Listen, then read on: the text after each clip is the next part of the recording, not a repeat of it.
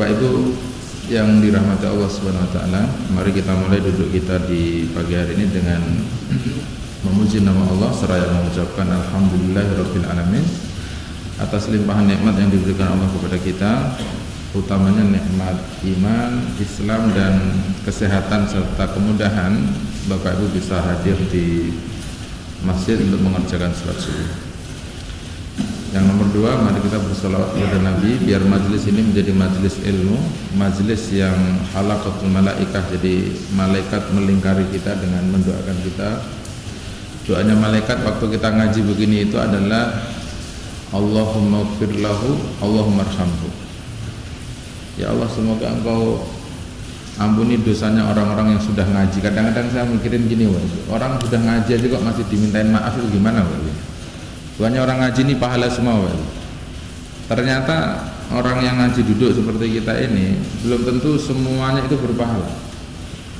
Kenapa begitu? Karena kalau orang ngaji ini kadang-kadang niatannya beda-beda. Ada yang ngaji, wah sebenarnya ngaji ini saya tidak mau nih, mau pulang cuman hujan, jadi ngajinya karena hujan. Ini yang dimintakan ampun oleh malaikat itu yang begini-gini ini, Pak. Ada juga yang ngaji karena daripada di rumah bengong, jadi ngajinya karena bengong kan gitu. Makanya dari awal dulu kalau kita mondok itu niatnya cuma suruh satu aja, Ustaz. Niatnya cuma satu aja, nyari ridho Allah aja udah, itu doang. Jadi kalau Allah setuju, Allah merestui, semuanya kelar itu, Pak. Dapat gurunya bagus, ilmunya bagus, ending akhirnya bagus kan gitu. Itu karena judulnya satu aja. Tapi kalau niatannya macam-macam, biasanya tadi Allahumma ighfir lahu, semoga Allah memaafkan, itu niat yang salah gitu. Semoga Bapak Ibu semua yang duduk pada pagi hari ini niatnya satu, mencari ridha Allah Subhanahu wa taala. Kemudian kenapa ada rahmatnya, Bapak? Karena rahmat Allah ini paling mahal buat hidup kita. Jadi kalau ada ayat yang berbunyi gini, falaula rahmatullahi. Jadi kalau tidak karena rahmat Allah, maka kita ini semuanya sudah tidak ada, masing-masing bunuh-bunuhan, gitu ya. Tetapi karena Allah menghendaki tidak semuanya jadi pembunuh, tidak semuanya jelek, biasalah. Ada yang baik, pasangannya itu buruk, gitu aja. Itu rahmat Bapak Ibu. Jadi kalau Bapak Ibu hidupnya semuanya baik, malah nggak semangat. Tapi kalau semuanya jelek, ya nggak jadi. Jadi rahmatnya apa? Oh, ada pasangan-pasangannya. Jadi kalau ada yang putih, ada yang hitam, itu sudah pasangannya. Jadi kalau ada Nabi Muhammad, ya ada Abu Jahal, ada Abu Lahab, ada Abu Sufyan, itu sudah satu paket dari dulu. Kalau Abu Jahalnya nggak ada gimana? Ya Nabi nggak jadi Nabi juga, karena tidak ada yang menghalangi, tidak ada yang memusuhi. Sehingga kalau hari ini kita bicaranya adalah masing-masing tipologi manusianya itu bagian dari rahmat Allah Subhanahu wa taala, gitu. Kita disuruh menerjemahkan, disuruh membaca, terus sambil hidup melihat fakta-fakta itu, bahwa kalau ada orang yang tidak sama itu rahmat dari Allah. Jadi jangan selalu yang dilihat negatif itu. Coba bicaranya rahmat atas keluasan pertolongan Allah Subhanahu wa taala, gitu. Nah, Bapak Ibu, ngaji kita pada pagi hari ini temanya adalah bagaimana Nabi Muhammad SAW dihadirkan di tengah kehidupan kita umat manusia. Yang nomor satu bunyi ayatnya adalah inna arsalnaka, surat Al-Fat Bapak ya, yang sudah diinformasikan 2 bulan yang lalu kayaknya ini kita ngaji ya. Inna arsalnaka syahidan wa mubasyiran, inna arsalnaka syahidan wa mubasyiran wa nazira. Redaksi ayat yang seperti ini nih banyak terulang di dalam Al-Quran. Nanti ada di surat Al-Ahzab Bapak Ibu. Al-Ahzab redaksinya juga sama. Ya ayuhan nabiyyu, cuman ayatnya di sana. Ya ayuhan nabiyyu inna arsalnaka syahidan wa basyiran wa nadhira wa da'iyan ila Allah bi idnihi wa sirra. Sama redaksinya. Kenapa kalimatnya adalah nabi itu dihadirkan untuk jadi saksi. Hari ini kita itu mungkin selama ini kita hidup kita sering berbicara gini, besok kita mau ngapain, mau beli apa. Mungkin jarang di antara kita yang pernah ngomong dalam dirinya gitu, nanti kalau saya sudah mati tuh ngapain ya? Jarang mungkin ya mungkin. Alasannya karena belum pernah mati. Kenapa kok yang ditanyakan mau beli rumah di mana, mobil merek apa, mau ganti apa? Karena dia sudah menyaksikan. Oh, yang punya mobil bagus kalau dinaikin enak. Yang punya rumah luas tidurnya enak. Karena sudah dia lihat, maka dia pengen. Tapi kalau di alam kubur, perjalanan panjang setelah alam kubur kan nyaris jarang kita pertanyakan dalam hidup kita. Lah, Nabi Muhammad itu Bapak Ibu diutus kepada Bapak Ibu nomor satu adalah sebagai saksi.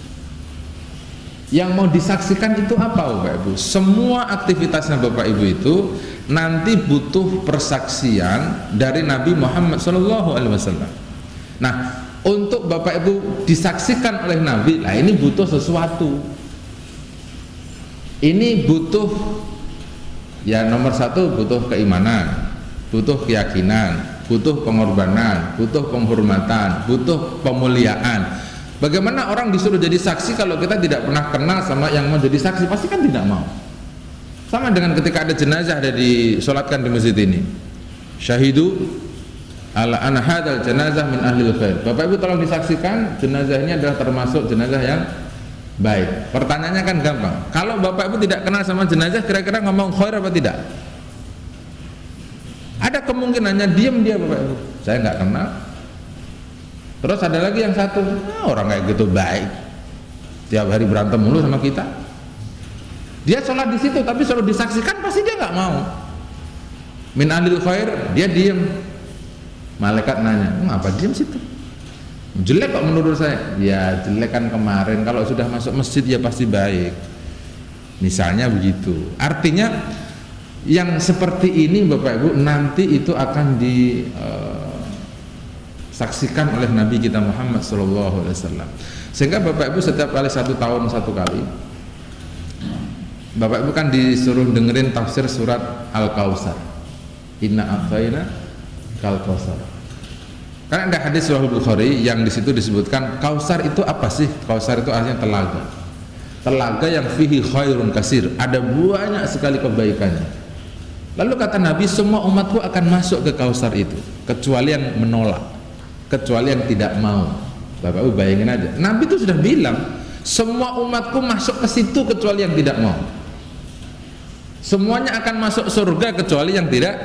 Ternyata ada manusia tidak mau masuk surga. Dia ngaku umat Muhammad, perginya ke Mekah, sholatnya ke masjid, sholawatnya tiap hari, tapi kalau disuruh masuk surga itu tidak mau. Baca sholawat iya, tapi nyuri jalan. Misalnya ini kan berarti tidak mau Bapak Ibu. Nyuri jelas disaksikan, ada aturannya gitu. Jadi Nabi Muhammad SAW diutus nomor 1 itu untuk jadi saksi. Nah, alhamdulillah ini kan yang hadir bapak-bapak setiap hari Jumat Jumatan. Itu di surat Jumat ada ayat yang ke berapa itu? 8. Qul innal mautal ladzi tafirruna minhu fa innahu mulaqikum summa turadduna ila alimil ghaibi wasyahadah. Bapak Ibu itu yang suka lari dari kematian, tolong diingat-ingat, mati itu ngejar Bapak Ibu. Bapak Ibu itu kalau ngomongin kematian, Bapak Ibu diem, matinya itu datang ke Bapak Ibu. Bapak Ibu mau sembunyi di mana saja toh, Al-Qur'annya bilang walau kuntum fi burujim musayyadah. Bapak Ibu mau sembunyi di balik buruj. Bapak Ibu tahu buruj? Oh, enggak tahu. Udah pernah pergi ke Dubai belum? Di sana ada namanya Buruj Khalifah. Udah pernah tidur di dalamnya? Belum juga. Alhamdulillah saya sudah. Walaupun dibayarin orang. Yang penting kan sudah pernah tidur. Kalau di Mekah itu juga ada namanya tower. Tower itu kalau orang Mekah tulisannya juga Buruj Zamzam. Buruj Royal Clock. Sama begitu. Buruj itu artinya tower Bapak Ibu. Jadi kalau Bapak Ibu bersembunyi di gedung yang paling tinggi, paling kokoh, paling canggih, paling modern, paling pokoknya serba paling, misalnya begitu kata Al-Quran, Bapak Ibu pasti mati. Maaf sekali. Apalagi Bapak Ibu cuma sembunyi di balik masker yang udaranya pasti masih masuk. Benar nggak Bapak Ibu? Ini Al-Quran ngasih tahunya begitu. Walau kuntum fi buruj musyayadah, walaupun Bapak Ibu sembunyi di balik mercusuar yang paling canggih. Yang paling canggih saja mati datang ke situ kok, apalagi kita cuman biasa-biasa saja. Artinya apa? Saking hebatnya ini kematian, diinformasikan sampai sedetail itu. Tidak bisa kita sembunyi dari kematian. Yang mau dibicarakan adalah setelah Bapak Ibu meninggal dunia, Bapak Ibu akan dikembalikan kepada alimil ghaibi wasyahadah, alam persaksian. Setelah Bapak Ibu dimakamkan, ini Bapak Ibu dikasih tahu, Bapak Ibu akan dipersaksikan semuanya. Lah, semoga Bapak Ibu sudah siap menyambut alam persaksian itu. Bapak Ibu mau ngomong kok semua amal solehnya akan ditanya. Lah, ini ada hadis sahih riwayatnya Imam Ahmad dan Imam Muslim, panjang Bapak Ibu, dari Al-Bara' bin Azib menceritakan tentang perjalanan ruh. Jadi kalau Bapak Ibu sudah dimakamkan, sudah meninggal dunia, itu kan malaikat turun dari langit, ceret. Yang dibawa oleh malaikat adalah akfan, kain kafan min akfanil jannah, dari kafan dari surga, wal khunut, dan minyak wangi. Bapak itu diambil, perjalanan rohnya diambil, ceret. Jadi kalau Bapak Ibu dikasih kain kafan yang dari pasar Keranji itu, Bapak Ibu tahu itu, kainnya kuasar, halus kagak, pokoknya itu kan kain terjelek itu Bapak Ibu. Bapak Ibu kalau disuruh pakai sekarang masih hidup pasti nolak itu. Bener nggak? Di Galaxy kan kafannya sama. Maksudnya yang dari pasar satu paket 700.000 itu loh. Pernah nggak kita berpikir bahwa kain kafan itu adalah kain terjelek, kuasar, nggak ada modelnya, buat bungkus kita? Padahal seumur-umur hidup kita nggak pernah pakai. Bapak Ibu tahu, rumahnya kita itu tanah. Masa kainnya sejelek itu?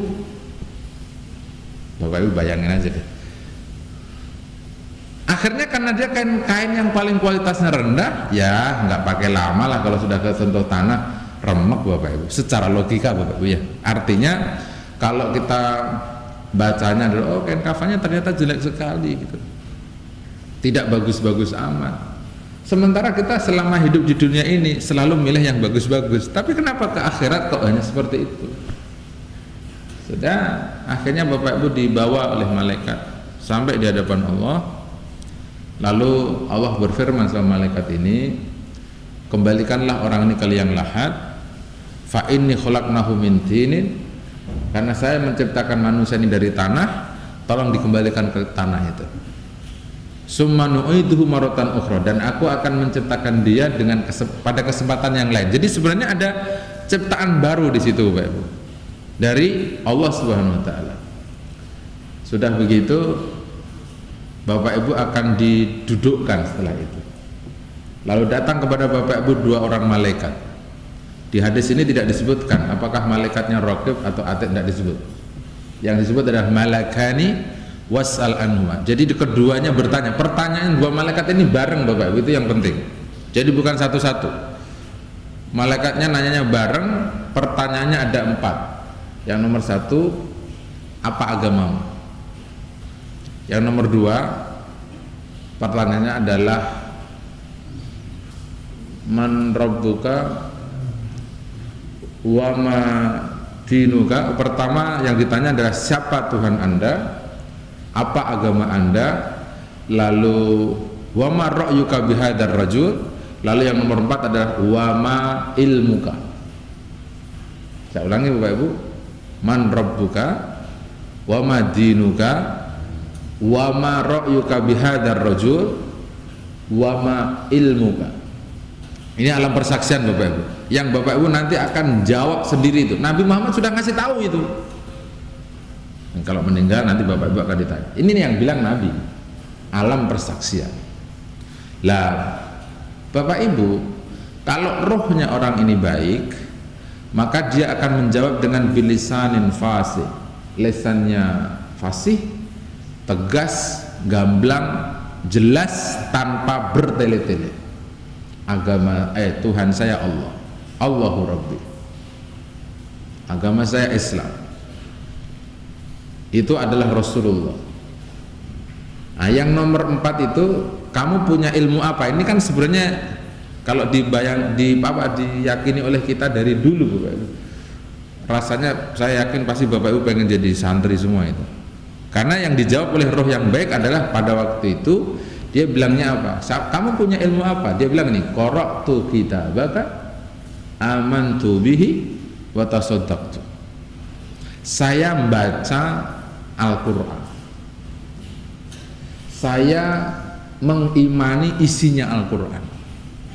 Saya membenarkan Al-Qur'an. Jadi mengimani sama membenarkan dua kalimat yang berbeda. Amantu bihi wa tasaddaqtu.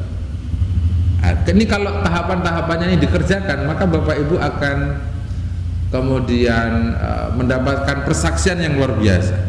Ini kalau Bapak Ibu sekarang ditanya, wa ma ilmuka, yang muncul kan pasti S1-nya kita atau Bapak? Yang ahli hukum, pakar hukum, bukunya hukum semua. Yang arsitek, bukunya arsitek semua. Yang ekonomi semua. Yang paling untung memang ustadznya. Isinya bukunya tafsir, usul fikih, hadis, dan begitu ya. Sarjananya memang baca Al-Quran aja. Yang dokter terus. Nah, pesan saya, Bapak Ibu yang latar belakang pendidikannya beda-beda, nggak apa-apa. Itu dulu Bapak Ibu sudah dapat kenikmatan dunia karena sarjana yang beda-beda itu. Lah, kalau sudah mau akhir Bapak Ibu, coba hadis sahih ini kita babat habis Bapak Ibu, baca Al-Quran lah Bapak Ibu, gitu. Jangan sampai sudah di uzur usia, di akhir usia, habis pensiun kok malah bikin ternak lele lah, beli sapi lah. Membaca Qurannya kapan ini orang? Gitu maksud saya. Enggak, maksudnya di komplek luar sana itu banyak Bapak Ibu, pensiun sudah, enggak ngurusin Al-Qurannya. Seakan-akan hidupnya itu sudah aman gitu loh. Kok dunia terus gitu Bapak Ibu. Ini alam kuburnya nanti tolong dipikirin gitu maksud saya. Ini Bapak nanti ditanya, wa ma ilmuka, kamu punya sarjana apa nih? Masa umat Muhammad baca Quran gak bunyi Bapak Ibu? Gitu loh Bapak. Nah Bapak Ibu, kalau sudah pensiun punya sarjana insinyur lah, dokter lah, MM lah, SE, MSI, pakai gelarnya terserah. Tapi yang ditanyakan di alam kubur, Bapak Ibu umurnya habis buat apa? Ilmunya yang ditanya Pak. Nah itu jawaban 3 itu perlu diangkat. Oh, saya baca Al-Quran. Nah itu sama persis dengan doa yang kalau Bapak Ibu mau tidur itu. Waktu mau tidur kan Bapak Ibu bilang sama Allah, Allahumma aslamtu nafsi, Allahumma aslamtu nafsi ilaika, wajjahtu wajhi ilaika, wa faidu amri ilaika, wa alja'tu dhahri ilaika, wa manja ila minka wa ilaika, amantu bi kitabika alladhi anzalta. Saya beriman, dia bilang, kepada Al-Quran yang telah engkau turunkan. Dan Bapak Ibu tengok sejarahnya, apa saja yang hubungannya dengan Al-Quran itu mulia. Malaikat Jibril membawa Al-Quran sebagai Sayyidul Malaikah. Itu Bapak Ibu. Lalu Al-Quran turunnya kepada Nabi Muhammad. Nabi Muhammad mulia. Al-Quran kemudian turun di Ramadan jadi bulan yang paling mulia. Jadi pokoknya yang dekat sama Al-Quran itu ada kemuliaan gitu. Nah, coba Bapak Ibu sekarang banyak-banyak baca Al-Quran aja. Ini untuk nomor 1 Bapak Ibu, bahwa Nabi Muhammad itu diutus untuk menyaksikan Bapak Ibu. Ini kalau Nabi Muhammad sudah hadir hari ini, nangis ngeliatin umatnya. Ternyata kok banyak sarjananya bukan sarjana Quran ya, tapi dia umat Muhammad. Gitu loh Pak Ibu. Jadi kalau yang Bapak Ibu selama ini sudah bergelut dengan sarjana yang non Al-Quran, saya bilang enggak apa-apa. Toh sudah dikasih balasan oleh Allah dengan sarjana itu. Ada kemudahan, ada nikmat, ada rezeki. Karena sudah dinikmati hidupnya. Nah, Al-Qurannya tolong dipikirkan bagaimana jadinya jadi sarjana Al-Quran di akhir-akhir perjalanan hidup. Nah, itu loh Bapak Ibu. Akhirnya biar nanti Bapak Ibu tidak kecewa. Apalagi hari ini dunia digital. Yang paling Bapak Ibu baca paling banyak setiap hari apa? WA, IG, YouTube. Kalau koran saya yakin tidak ya, karena korannya sekarang sudah di handphone semua. Enggak ya, kalau dulu kan kayaknya baca koran pagi-pagi sambil ngopi, ada pisang goreng dulu itu. Sekarang udah enggak. Baca beritanya sudah di mana-mana, di mobil baca itu, dalam rumah baca itu, di kamar baca itu, halaman baca itu, di masjid baca itu lagi. Hatta orang di masjid misalnya begitu, kok masih bisa baca berita selain Al-Quran? Kan kasihan orang itu. Nanti dipersaksikan. Kalau dia tidak pernah baca Al-Quran, maka dia tidak bisa jawab. Kalau dia tidak bisa jawab, maka dia disebut sebagai ruh khabisa. Ruhnya ini jelek, baunya tidak enak, wajahnya gelap, kuburnya menyempit, udaranya pengap, dan seterusnya. Tapi ketika rohnya bisa jawab 4 itu, Bapak Ibu sudah hafal 4 tadi ya? Man rabbuka wa ma dinuka wa ma ra'yuka bihadzal rajul wa ma ilmuka. Yang harus Bapak Ibu konsentrasi 4-4-nya ini konsentrasi. Kalau Bapak bisa jawab, Bapak Ibu tengok kenikmatannya. Setelah Bapak Ibu bisa jawab, maka kemudian malaikat itu memakaikan peci, saya nyebutnya peci Bapak Ibu, dari surga Bapak Ibu dipakaikan. Lalu kedua matanya itu kuburnya dulu diluaskan. Informasinya hadis ini adalah madda basarihi, luas kuburnya ini jenazah itu sejauh mata dia memandang. Saya mau nanya Bapak Ibu, penglihatannya Bapak Ibu ini kalau mandang berapa kilo kelihatannya? Ke depan berapa kilo? 1 kilo kelihatan, 2 kilo kelihatan, 3 kilo kelihatan, atau 10 kilo kelihatan. Kalau 10 kilo Bapak Ibu lihat, berarti luasnya kubur orang baik ini itu adalah 10 kilo luasnya. Mana lebih luas dengan rumah Bapak Ibu hari ini? Halo? Rumahnya Bapak Ibu saya tahu paling kenceng 1000 meter di sini kaplingnya, paling kenceng ya.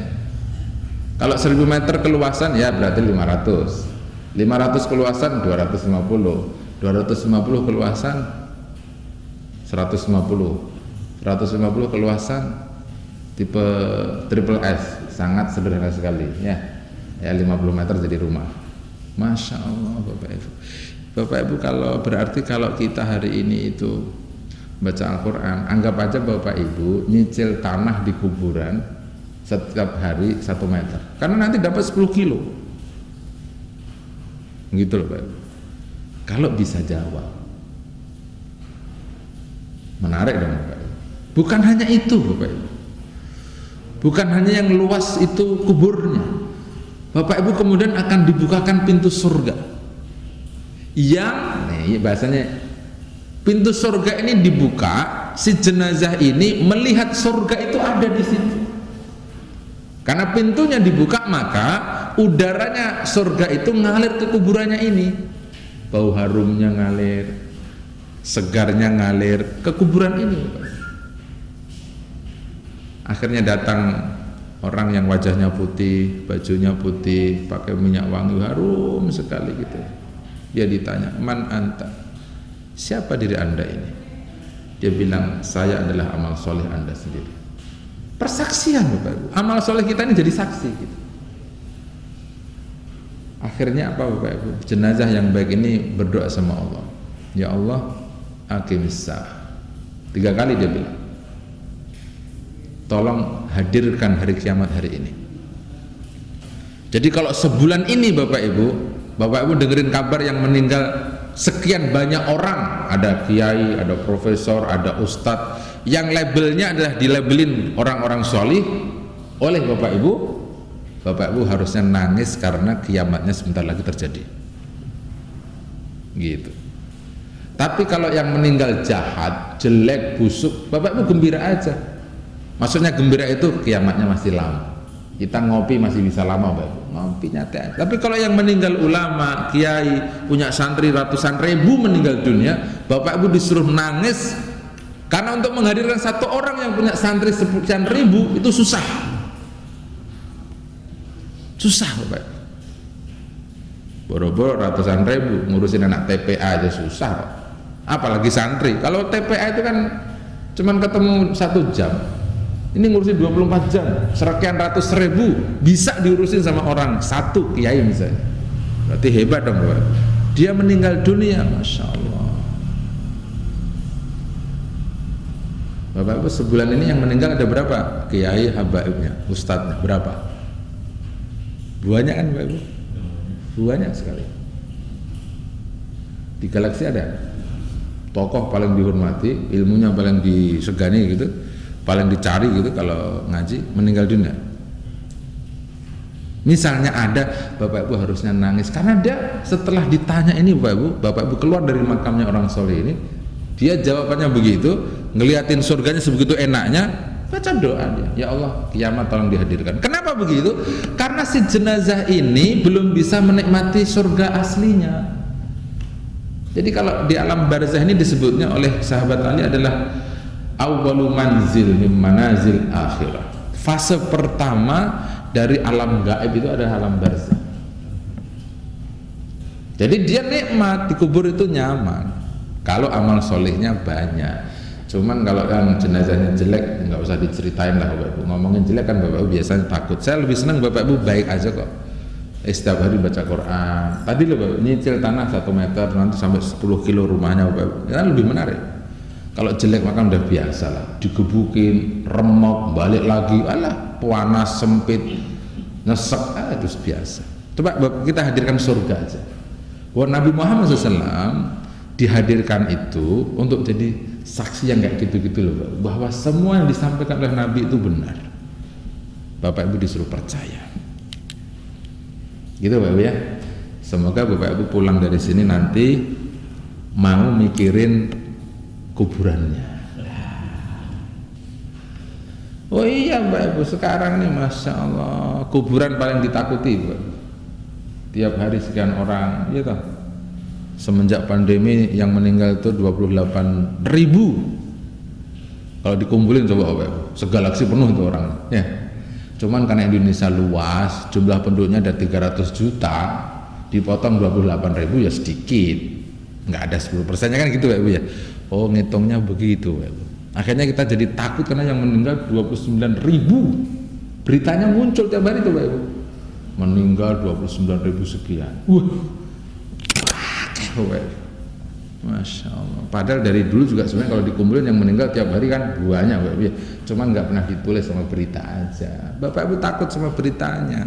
Sementara akhirat juga ngasih berita tiap hari sebenarnya Bapak Ibu. Ini kalau sudah mati hati-hati. Ini dipertanggungjawabkan nih amalan kita ini gitu loh. Itu berita. Azabnya pedih loh. Adabnya menghinakan loh, adabnya keras loh, adabnya tidak pernah ada di dunia ini loh. Akhirnya Bapak Ibu kan searching apa model-model siksaan gitu kalau di camp-camp militer lah ya. Kan kalau urusan siksa itu di camp-camp militer, kepolisian gitu ya. Bagaimana orang disiksa. Akhirnya Bapak Ibu nanti kebayang kayak apa sih siksaan Allah. Belum pernah diinformasikan karena Al-Qur'an ngasih tahu apa? Azabnya itu la yu'adzibuhu adzaban. Belum pernah ada contohnya. Jadi hebat sekali gitu. Nah, itu saksi Bapak Ibu. Nah, akhirnya Bapak Ibu itu disuruh pergi ke Madinah itu wajib. Kenapa kok wajib Bapak Ibu? Jadi para ulama sepakat pada waktu menafsirkan ayat walillahi 'alan nasi hajjul bait, masalah haji, dan ayat yang satunya lagi wa atimul hajja wal umrata lillah, mereka semuanya sepakat haji itu wajib, umroh juga wajib. Apa hubungannya dengan persaksian Bapak Ibu? Bapak Ibu itu kalau datang ke Madinah, Bapak Ibu pergi dari Indonesia datang ke Madinah, itu cuma mau nyari sertifikat saksi aja bahwa Bapak Ibu itu pergi karena taat kepada Allah dan Rasulnya. Buktinya apa? Pergi. Jadi kalau ada orang taat sama Allah dan Rasul, kok nggak mau pergi ke Mekah, berarti dia tidak taat. Jadi yang Bapak mengangkat Bapak Ibu pergi ke sana itu karena ketaatan. Kalau tidak taat tidak mungkin dia pergi.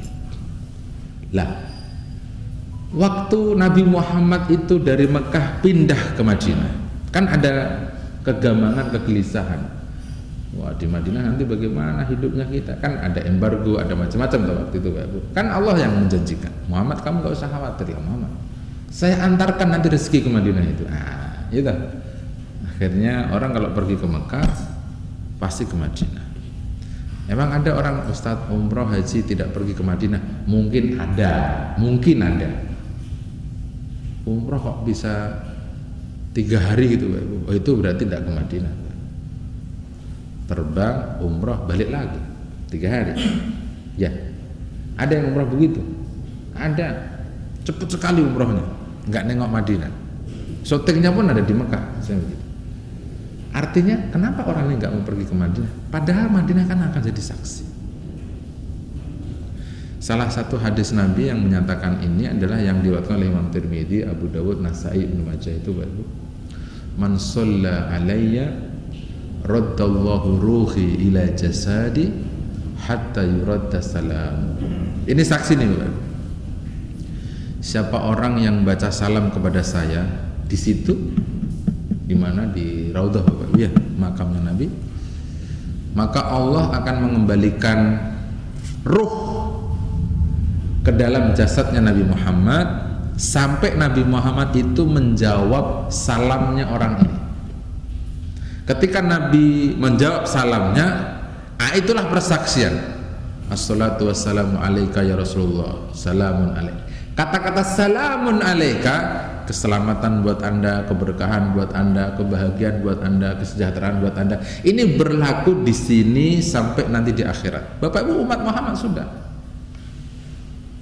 Kalau yang belum bisa pergi ke Madinah, lah Nabi ngasih variabel fikihnya. Tiap hari Jumat suruh banyak baca selawat. Di sini itu jadi saksi. Jadi jam habis subuh itikaf, itu yang disuruh baca apa? Selawat yang paling banyak-banyak. Sekarang kalau kita mau pergi sholat subuh sholat Jumat dari habis subuh dilarang ya. Nggak boleh lama-lama di masjid ini sekarang. Ini udah zaman udah mau berakhir Pak. Itikaf di masjid lama nggak boleh, habis sholat suruh bubar, salaman nggak boleh, ngobrol nggak boleh. Ini memang benar kata Nabi kan. Nanti di akhir zaman itu amal soleh itu susah. Sekarang amal soleh susah apa gampang Pak? Faktanya susah hari ini, berarti sudah memang mau berakhir kali. Udahlah pokoknya nanti pulang dari ngaji ini Bapak Ibu pergi ke makam aja, udah begitu aja kira ngaji sini. Itu aja. Ngapain kita ke makam? Ngobrolin seperti sabab nuzulnya. Yang turun atakasur itu kan ngobrolnya di kuburan tuh Bapak Ibu. Alhaakumut takasur. Ada 2 orang yang saling sombong. Datang aja ke kuburan. Ini kita nggak mungkin berhenti ribut, berantem, sombong kalau belum masuk ke kuburan. Hatta zurtumul lah gitu. Jadi kalau ada orang berantem Ustaz di masjidnya Ustaz gitu, itu yang berantem Ustaz bawa aja dua-duanya ke kuburan mana kayak situ. Mau sampai kapan berantem sampean? Udah begitu sampai mati 7 turunan. Oh bagus, terusin aja. Udah begitu aja ceramahnya, lanjutin gitu. Kayaknya dia pede banget gitu. Kalau berantem kesel benci itu kayaknya bangga gitu. Mati-mati juga. Akhirnya 2 sahabat yang berseteru pada waktu itu sadar dan mereka berhenti dari kata-kata itu, sombong, takabur. Karena udah lihat kuburannya, masya Allah. Bapak Ibu seminggu ini udah ke kuburan apa belum? Ini sunnah nih Bapak Ibu. Nabi Muhammad kan ke kuburannya sehari 2 kali Bapak Ibu. Jadi jangan pergi ke, kan yang dilarang pergi ke mall, pergi ke sekolahan, pergi ke masjid, pergi kemana? Ke kuburan mah nggak dilarang, boleh kok ke kuburan. Gitu Bapak Ibu ya. Udah. Jadi persaksian ini Bapak Ibu tugas pokoknya Nabi gitu. Sampai-sampai Bapak Ibu di surat An-Nisa ayat 40-41 itu persaksiannya Nabi Muhammad itu sampai membuat Nabi nangis apa ya, tadrifan, air matanya deras sekali. Jadi ayatnya wa kaifa idza ji'na min kulli ummatin bisyahidin wa ji'na bika ala haula'i syahida. Bagaimana nasibnya semua orang ketika mereka didatangkan saksi. Dan engkau Muhammad wajib nabika, engkau Muhammad akan aku hadirkan kepada semua orang itu, saksinya adalah engkau. Jadi mulai dari Nabi Adam sampai Nabi Isa yang akan jadi saksi kenabiannya, saksi dakwah risalahnya itu adalah Nabi Muhammad SAW. Akhirnya Nabi Muhammad menangis luar biasa. Kenapa kok nangis? Nabi nggak sanggup menyaksikan umatnya sendiri. Ini kok ada umat Muhammad yang waktu Nabi Isra Mi'raj itu ada yang perutnya pecah, kepalanya dijedot-jedotin batu, kan gitu ya. Macam-macam itu datanya. Waktu ditanya siapa ini, malaikat Jibril, itu umatmu. Ngaku doang tapi nggak mau sholat, akhirnya kepalanya dijedot-jedotin batu, jedotin pecah, balik lagi, jedotin pecah, balik lagi, gitu kan. Ini apa ini? Oh, bahwa Nabi Muhammad dulu waktu hadir ini orangnya baik-baik, tapi Nabi Muhammad kan tidak pernah tahu setelah beliau tidak ada. Banyak yang ngaku umat Muhammad tetapi melanggar undang-undangnya Nabi Muhammad, itu loh Pak. Banyak yang ngaku kenal sama Nabi, akrab sama Nabi, baca sholawat kepada Nabi, tetapi tidak semua perintahnya Nabi, contoh dari Nabi bisa dia kerjakan. Itu yang dimaksud. Ini yang bikin Nabi Muhammad itu nuangis luar biasa gitu. Nah Bapak Ibu, biar agak mudah Bapak Ibu, persaksian ini menjadi betul dipikirkan oleh Bapak Ibu, maka mari kita hati-hati. Setiap yang dilakukan oleh kita itu akan ada saksinya. Bapak Ibu boleh juga baca surat Zalzalah itu Bapak Ibu. Surat Zalzalah ini ayat yang ketiga, idza zulzilatil ardu zilzalaha wa akhrajatil ardu asqalaha wa qala al insanu ma laha yauma idzin tuhaddisu akhbaraha. Yauma idzin tuhaddis akhbaraha. Pada hari itu bumi, tanah, Bapak Ibu tahu tanah itu nanti akan menyampaikan kabar-kabarnya. Tanahnya akan jadi saksi. Tanahnya bisa ngomong. Bapak Ibu akhirnya bingung, kok tanah bisa ngomong? Allah kasih tahu bi anna rabbaka. Masya. Itu sahabat Abu Hurairah ditanya sama Nabi Bapak Ibu. Weh Abu Hurairah, tahukah kamu ma akhbaruha? Apa yang dikabarkan oleh tanah pada hari itu? Ibnu Mas'ud jawabnya tidak ngerti, karena belum dikasih tahu oleh Nabi. Akhirnya kata Nabi apa? Ini tanah nanti akan ngomong. Yaqulul ardu yabna Adam ta'malu kada fi sa'ati kada, terusnya. Ini tanah akan ngomong, dulu Anda mengerjakan begini, jam segini, di sini sama siapa, itu yang ngomong tanahnya. Inilah kabar dari tanah. Pertanyaannya adalah aktivitasnya Bapak Ibu mulai dari 0 usia sampai nanti meninggal dunia itu pasti nginjek tanah. Anda nggak injek tanah? Nggak ada Bapak Ibu.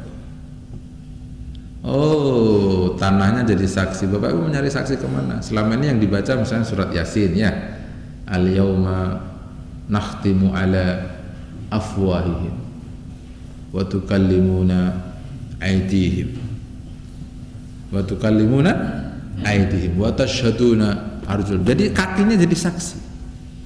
Tanahnya kan belum disebut, ayat yang lain ternyata disebut. Tanahnya jadi saksi. Udahlah Bapak Ibu, mari kita gunakan ujung jari kita untuk membuka lembaran-lembaran Al-Quran yang paling banyak. Halo, apa? Ujung jari kita. Jadi bukan buku ini terus itu loh. Ini sekarang ini ujung jari ini loh Pak. Asobiknya kita ini mahal Bapak. Karena kan zaman begitu Bapak Ibu. Naik kereta api juga begini, ATM begini, bahkan ada mobil Bapak Ibu. Itu sekarang udah nggak pakai kontak ya, jereng hidup. Ternyata ada mobil sekarang udah begitu, Masya Allah. Karena ujung jari ini mahal sekali gitu Mas. Tapi ini nanti ditanya dia, ditanya, ngapain aja tuh jari? Ya mulai dari tahun sekian jari saya suka gini-gini aja katanya. Ngapain tuh? Ya kalau nggak gini-gini katanya. Yang masih muda kan semangat tuh, wah miring-miring itu loh, Masya Allah. Bener nggak deh, yang mahasiswa yang masang kamera, bener nggak? Anda begini nggak? Main game nggak? Tuh main Bapak. Nggak apa-apa. Kok Ustadz tahu sih? Mahasiswa itu Masya Allah, hari istirahat ya main game. Dulu waktu kita kuliah offline, kamu kok bisa gembira-gembira gitu ngapain sih? main game, Pak, ini game Masya Allah Pak Ibu. Saya sih nggak nerjemahin setan apa-apa Pak, itu memang diiklankan Pak, sengaja dihadirkan, murah, nggak bayar, semuanya jadi senang. Saat ini orang di rumah semua, coba Bapak Ibu, anak kita tuh di rumah semua, suruh ngapain coba, suruh ngapalin terus, stres aja nih Bapak Ibu, suruh main game terus, tambah stres. Coba Bapak Ibu, Bapak Ibu ini sekarang nggak boleh masa-masa bodoh, ini harus semangat Bapak Ibu. Ini perjuangan. Wala ustadz wala siapa pasti punya urusan sekarang itu, nggak dikasih handphone, sekolahnya pakai handphone, dibeliin handphone, sekolahnya sebentar, main gamenya lama, tuh coba masalah terus. Hati-hati, ujung jari ini ditanya nanti ngapain. Bapak kalau mencet sandi-sandi pakai ujung jari juga ya, ujung jari asabi ditanya. Ya ini ada ini Bapak Ibu, ada chipnya di ujung jari kita ini yang nggak bisa sama satu dengan yang lain. Ini chip, tahu chip? Dulu kalau zamannya orang dulu nggak ada tanda tangan, pakai cap jempol. Karena ini cap jempolnya kalau direkam, Bapak Ibu ketahuan lahirnya tahun berapa, di mana, orangnya di mana, begitu kira-kira. Jadi kalau Bapak Ibu sekarang sudah pakai paspor yang tidak pakai, yang masih manual, kan Bapak Ibu ada kamera tuh di depannya imigrasi itu. Nah sekarang kan sudah ada yang nggak pakai kamera kan Bapak Ibu, mainnya sudah pakai chip semua itu. Ada yang paspor apa itu, yang elektronik gate ya Bapak Ibu ya. Jadi kalau tinggal ditempel paspor masuk Pak. Semakin canggih zaman, tapi menuju kecanggihannya zaman itu mengingatkan kita kepada proses akhirat yang lebih cepat. Gitu. Semakin canggih semuanya akan semakin cepat ke akhirat. Orang sekarang pada seneng banget kok pergi dari sini ke Malang itu cuman berapa? 9 jam. Berapa Pak? Sini Malang berapa? Kalau naik mobil dari pagi kan sampainya sore gitu ya. Kalau dulu kan 1 hari setengah gitu. Oh seneng banget orang, nggak sadar kalau tol dibangun itu dia cepet sih perjalanannya. Tapi ya itu semakin enak itu kiamatnya semakin dekat. Bapak Ibu setuju? Alhamdulillah. Nggak setuju ya enggak apa-apa. Besok ngaji lagi kalau saya sih begitu. Jadi semakin enak, Bapak Ibu ingat aja, semakin kesempurnaan hadir kepada Bapak Ibu itu mendekati kiamatnya diri kita masing-masing. Mana dalilnya? Nabi bersabda sama Bapak Ibu, la yamutanna ahadun hatta yuwaffa. Kata yuwaffa itu kan sempurna. Bapak Ibu tidak akan pernah meninggal dunia sampai rezekinya sempurna. Jadi kalau jalan sudah enak, ya semuanya serba. Makan sekarang nggak perlu masak, tinggal pencet doang makanan datang gitu. Enak nggak Bapak Ibu? Enak. Tinggal punya duit apa enggak sekarang Bapak Ibu? Yang nggak punya duit ya belum enak. Insya Allah panjang umur masih itu. Belum pernah enak kok Bapak Ibu. Yang sudah enak-enak itu biasanya yang cepat. Jadi persaksian ini tugas pokok. Makanya Allah nyebutin Nabi Muhammad itu sebagai syahidah gitu. Sudah.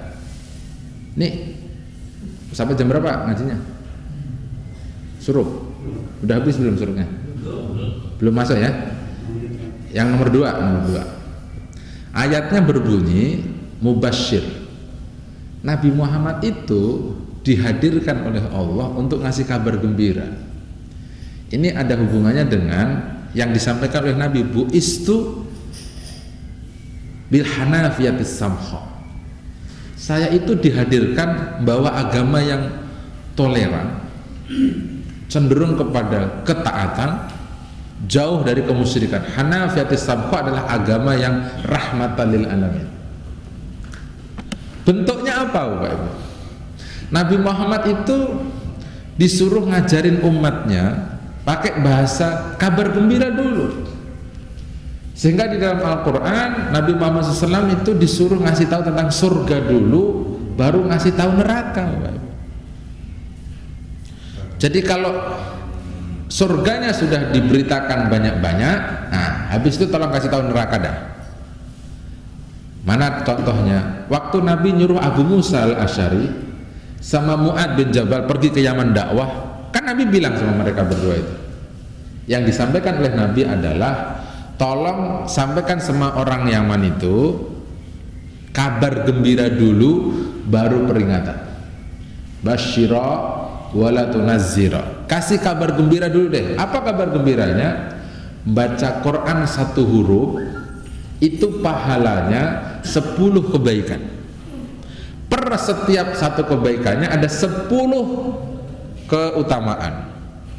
Kan kata Nabi, man qara'a harfan fi kitabillahi falahu bihi hasanah wal hasanatu bi asri amsalihha wala taqulu alif lam. Ini kan kabar gembira, Pak. Cuman kabar gembira ini kalau tidak dinikmati dari proses ada saksi tadi itu, maka nggak bisa diterima. Baca Al-Quran tidak lagi menjadi nikmat, tidak menjadi hobi, karena dia tidak gembira. Kita hari ini gembira kalau ngeliatin baca tulisan, baca berita yang kira-kira apa ya, beritanya itu bisa dijadikan bahan diskusi dengan siapapun, misalnya gitu ya, dia gembira. Tapi diinformasikan Al-Quran yang sebegini mudah, gampang, dan pahalanya besar, dia tidak bisa gembira. Sampai-sampai Al-Quran ngasih kabar gembira kepada Bapak Ibu. Wah, apa yang masalah sedekah itu? Wala, gimana tuh salahnya? Shadaqatikum bil manni wal adha, wala, janganlah kamu merusakkan pahala sedekahmu itu dengan menyebut-nyebut dan menyakiti, membatalkannya. Kan kalau Bapak Ibu ada orang datang minta sedekah, kan ada kabar gembira dari Al-Quran. Kalau tidak mau ngasih atau tidak bisa ngasih, Bapak Ibu kan disuruh itu kabar gembiranya, Pak. Qaulun ma'rufun khairum min shadaqati yatba'uha adha. Ngomong baik. Ngomong baik ini kabar gembira. Apa susahnya sih ngomong baik, Bapak Ibu? Ngomong baik gampang apa susah, Bapak Ibu? Gampang. Kalau dia percaya sama Allah. Tapi kalau dia tidak percaya sama Allah, yang keluar itu kata-kata jelek terus, Bapak. Kata-kata jelek. Disuruh senyum tidak mau, ngomong halus tidak bisa, kasar. Nabi Muhammad itu halus, Bapak. Ada orang yang menyakiti Nabi guya-guya aja, Bapak. Jadi kabar-kabar gembira ini dalam Al-Quran banyak sekali. Kecil pekerjaannya tetapi besar apresiasinya. Ada lagi kabar gembira itu, man zalladzi yuqridullaha qardan hasanan fayudha'ifahu lahu.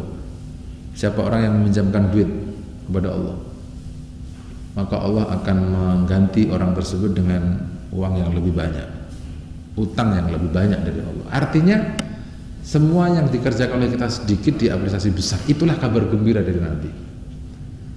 Apa hubungannya dengan kita hari ini? Lihat korelasinya. Waktu Nabi Mi'raj dulu ketemu sama Nabi Musa, sholatnya yang 50, Muhammad nggak kuat itu umatmu nanti, saya aja yang makanannya manna sama salwa, nggak usah nani, nggak usah kerja, duitnya bukan duit, makanannya langsung datang dari langit, nggak bisa sholat 50 waktu satu hari, itu umatku jelas lebih kuat daripada umatmu, apalagi nanti umatmu itu ada yang harus tani dulu, ada yang kerja dulu, bahkan ada yang kerja sampai nggak lupa sholat, lupa sholat itu kan berarti susah orang itu kan. Sholat 50 waktu sehari nggak bisa. Bukankah ini kabar gembira? Akhirnya apa kabar gembiranya? Muhammad, ya udahlah, sholatnya 5, pahalanya 50 tuh. Itu kabar gembira, Pak. Kita dikasih banyak kegembiraan. Banyaklah kabar gembiranya, Bapak nanti cari deh. Nah, Nabi Muhammad itu diutus untuk ngasih kabar gembira itu. Misalnya kabar gembira lagi yang di akhir ujung surat Al-Baqarah, Rabbana wala tahmil alaina isran. Ya Allah, jangan kau bebankan kepada kami beban yang kami tidak sanggup. Artinya ini hukum syariat. Ya kalau Nabi Musa dulu barang kena najis dipotong, dibakar untuk menghilangkan najisnya, Nabi Muhammad kan tidak, mobilnya dicuci. Jadi pakaian masih bisa dipakai, bukan dibakar, bukan dipotong. Kalau dipotong kan rusak semua, sekali kena najis digunting. Itu kabar gembira. Sehingga prinsipnya Nabi hadir, Bapak Ibu, itu untuk ngasih kabar gembira saja. Lah, kalau kabar gembiranya sudah dibabat habis, baru ada peringatan. Yang tidak taat ada neraka loh, gitu loh, Bapak Ibu. Yang tidak ikut ada ancamannya loh. Jadi Nabi Muhammad tidak punya beban akhirnya, dua-duanya ada aturannya gitu. Disampaikan saja, nanti yang menghisab Allah. Anda berdakwah saja, yang menentukan hasil akhirnya itu Allah. Begitu kan, itu kabar gembira. Nah, lalu Nabi Muhammad bilang sama Mu'ad, sahabat Mu'ad sama Abu Musa juga, yassiro wala tu'assiro. Kamu dakwah ke Yaman itu kasih yang mudah-mudah dulu, jangan yang sulit-sulit. Yang mudah-mudah, jangan yang sulit-sulit. Jadi kalau ini kan tadi saya bilang, Bapak Ibu habis ngaji pergi ke kuburan itu mudah loh Bapak Ibu. Karena iman itu naiknya cepat kalau di kuburan. Sambil Bapak Ibu bayangkan itu, ini kuburnya orang ini luas sekali, karena orang soleh yang kita kunjungi. Kalau mau dilanjutkan, kalau ada orang meninggal, sudah meninggal kok yang takziah masih jutaan, itu berarti orang baik. Wes, itu aja ukurannya. Gampang tuh Bapak Ibu. Gus Dur misalnya, waduh, Bapak Ibu pernah nggak makamnya Gus Dur? Saya udah pernah sekali ya Bapak Ibu. Gus Dur itu setiap hari Bapak Ibu, yang ziarah itu jutaan. Kata pemerintah, mana Jombang. Dan memang betul, lapangan parkirnya untuk ziarah ke Gus Dur itu khusus dibikin terminal ziarah Kiai Haji Abdurrahman Wahid. Terminalnya aja itu. Jadi kalau mau ziarah itu jalan kakinya ada kali 5 kilo, saking penuhnya itu tempat itu. Apalagi hari-hari tertentu. Hari tertentu itu misalnya malam Jumat gitu-gitu ya, itu hari tertentu. Waduh, Masya Allah. Artinya senang tidak senang, Gus Dur ini kan berarti orang baik. Kalau ada yang membenci, biasalah Bapak Ibu. Tapi saya berani membandingkan kok, mana yang ziarah ke makamnya Gus Dur sama makamnya Pak Karno, makamnya Pak Habibie, makamnya siapa lagi presiden sudah meninggal ya? Pak Harto, lebih banyak dari 4 makam. Gus Dur paling banyak yang ziarah Pak ya. Makamnya Pak Harto saya sudah pernah, sepi. Entah karena aksesnya yang susah, harus bergelok-gelok karena di ujung apa namanya Pak, gunung ya, saya nggak paham juga. Tapi saya tidak pernah menilai akses susah. Yang bikin itu kan semuanya karena tadi amal solehnya kalau menurut saya. Nah Bapak Ibu jangan sekali-kali menjelekkan orang yang sudah tidak ada, kan nggak boleh oleh Nabi ya Bapak. Bapak Ibu cuma disuruh ngaji aja. Ini kok ada orang meninggal dunia, sudah meninggal aja, yang datang masih sekian juta. Apalagi masih hidupnya. Nah kita ngukur diri kita. Situ hidup aja nggak ada yang datang. Apalagi matinya. Ya selesai itu urusan Bapak Ibu. Hidup aja nggak ada yang datang. Ada lagi yang lebih parah. Ada orang datang Bapak Ibu tolak, itu paling parah. Benar? Ada nggak yang gitu? Ada orang mau datang ditolak. Ada orang mau silaturahmi dia nolak. Hari Ustadz datang ditolak. Padahal pengen ngajak ngopi, ngobrol. Ustadz tiap hari datang ngopi mulu misalnya. Padahal yang datang Ustadz. Kalau Ustadz datang itu berkah, Pak. Rebutan kalau zaman itu. Jadi Nabi Muhammad kalau datang baca salam 3 kali oleh sahabat Ibnu Mas'ud dan nggak dibuka pintunya. Assalamualaikum, nggak dibuka. Itu yang baca salam Nabi, nggak dibuka. Ini sahabat dengar. Setelah 3 kali, sesuai dalam surat An-Nur, ya ayyuhalladzina amanu la tadkhulu buyutan ila buyutikum hatta tastanisu wa tusallim ala ahliha. Kan 3 kali. 3 kali Nabi pergi. Nabi balik badan, sahabatnya baru buka pintu. Nabi, saya dengar salam Anda Nabi, saya senang kalau rumah saya dibacakan salam sama Anda, jadi sengaja saya tidak membuka. Bayangkan Bapak, Masya Allah. Jadi ini sahabat, kalau nabinya datang itu, Nabi baca salamnya di situ lama banyak itu dia suka. Habis itu baru dibukain pintu. Bukan diintip dari lubang kecil itu, yang datang ya Ustadz bawa proposal, dia pasti minta sumbangan. Jangan Bapak, itu Ustadz darahnya ini apa kalau bahasanya kita malatin. Orang kalau ada Ustadz kalau ada yang suudon mulu. Kalau Bapak Ibu naik mobil pakai tangan bunyi, Ustadznya masih naik motor ngogleng, ya diganti dong motornya Ustadz. Jangan situ naik Mercy nggak pakai disentuh, Ustadznya masih naik motor. Ini kan orang-orang begitu Pak Ibu. Jadi apa ya Pak Ibu, Nabi Muhammad itu suruh kasih yang mudah-mudah itu karena alasan tadi, yang mudah itu akhirnya kan jadi motivasi. Oh ya mudah kok. Masuk surga itu mudah, selamat dari kubur itu juga mudah.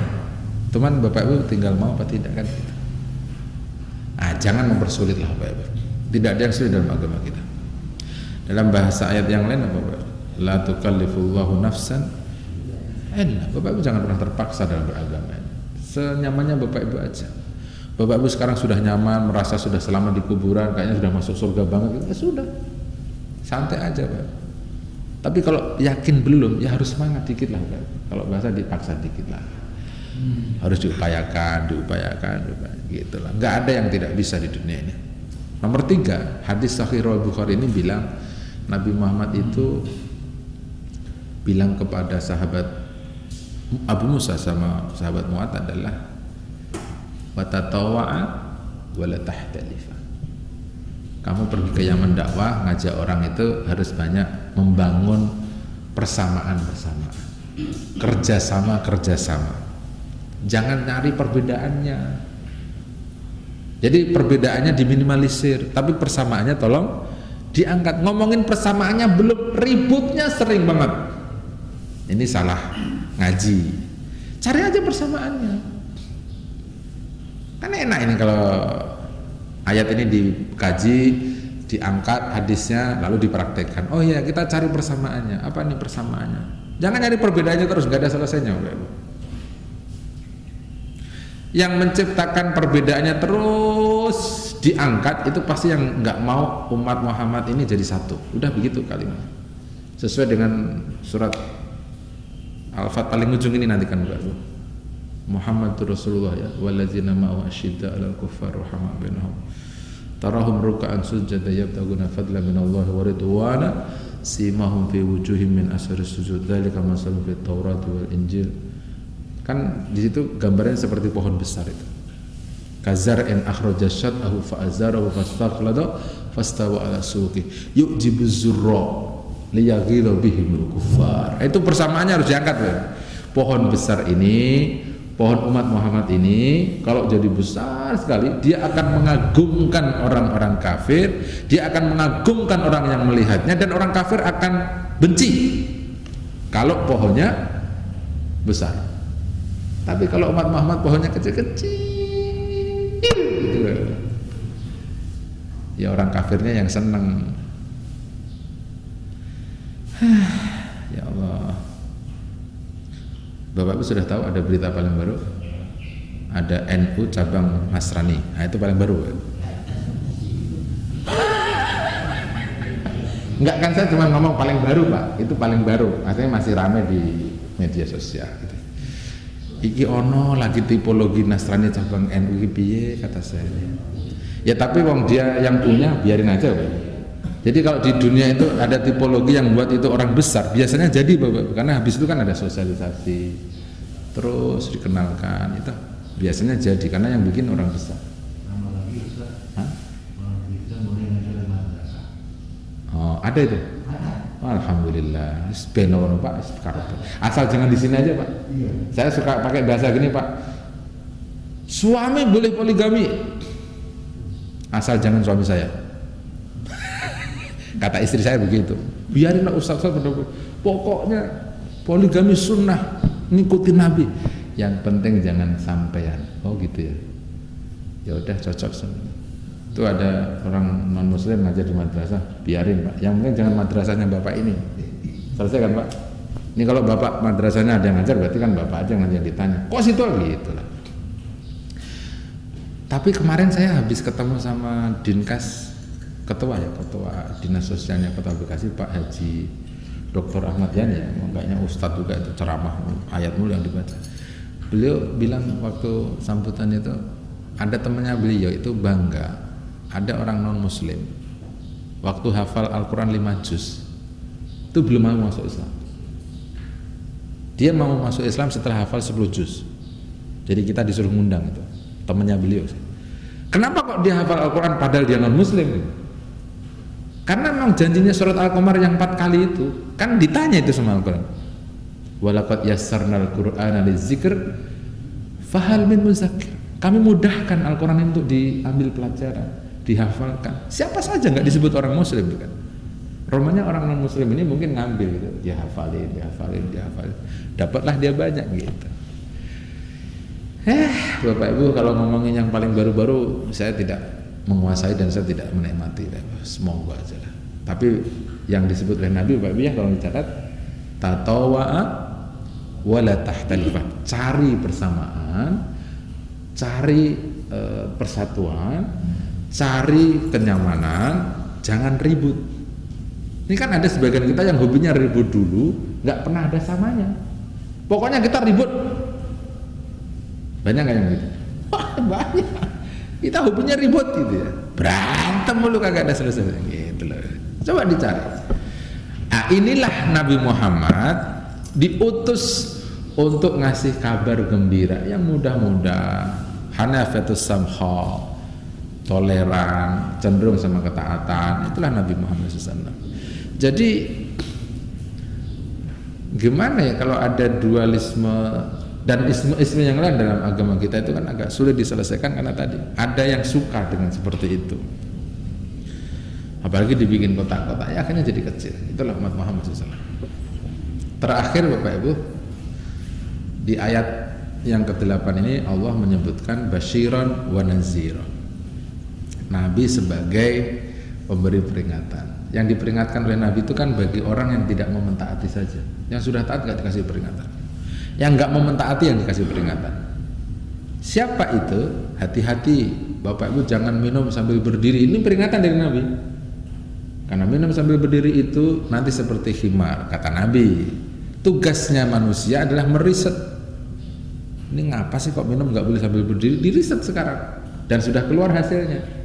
Positif corona, kan sudah begitu Bapak. Yang sering minum sambil berdiri akan ada penyakit gagal ginjal, itu ada banyak bakteri karena minumnya sambil berdiri. Maaf sekali. Saya sering liatin ini, mungkin karena saya suka nonton film-film zaman dulu gitu ya. Orang kalau mabuk Bapak Ibu, itu kalau mabuk ada nggak sih mabuk sambil silang ngadep ke kiblat gitu Bapak Ibu? Ada nggak? Hah? Orang kalau mabuk ini biasanya sambil berdiri, sambil jalan, tangan kiri kan gitu minumnya Bapak Ibu, bener nggak? Tangan kiri. Film yang saya tonton, oh ini orang kalau mabuk sengaja semuanya harus melanggar aturan Nabi gitu. Nah ini yang harus diperingatkan. Mas kalau mabuk mbok yang ikut sunnah, wudu dulu ya, ngadep ke kiblat ya toh, pakai tangan kanan terus duduk, itu kan ngikut sunnah itu. Tapi yang diminum air putih kan boleh toh. Ini jangan yang mabuk diceramai masuk neraka loh, jangan. Neraka cerita lain Bapak. Mabuk tuh lagi enak. Ayat Al-Quran urusan mabuk ini turun sampai 4 kali Bapak Ibu. Awalnya ada manfaatnya, ada problemnya, lalu melalaikannya sedikit tuh Bapak Ibu. Awalnya Umar itu yang melalaikan, diundang makan, dia minum, terus waktu mau sholat kok problem, baca ayatnya tidak nyambung. Qul ya ayyuhal kafirun a'budu ma ta'budun. Jadi dihilangkan lanya kan itu Bapak Ibu. Akhirnya turun lagi ayat innamal khamru wal maisir, baru itu dilarang. Artinya kalau sampai ke sholat sudah sampai lupa ayat, ya sudah, ini berarti masalah. Jadi mabuk harus diterjemahkan sesuatu yang pakai bahasa peringatan, tetapi peringatannya butuh tahapan sesuai dengan anasirnya Al-Quran, kurikulumnya Al-Quran begitu soalnya. Jadi kalau Bapak Ibu ketemu orang mabuk, anak bandel, tidak bisa main potong kompas, bandel banget, tidak bisa. Itu butuh pendekatan secara persuasif, pelan-pelan tapi pasti continue, kesabaran dan lain sebagainya. Gitu Bapak Ibu ya. Semoga ada manfaatnya Bapak Ibu.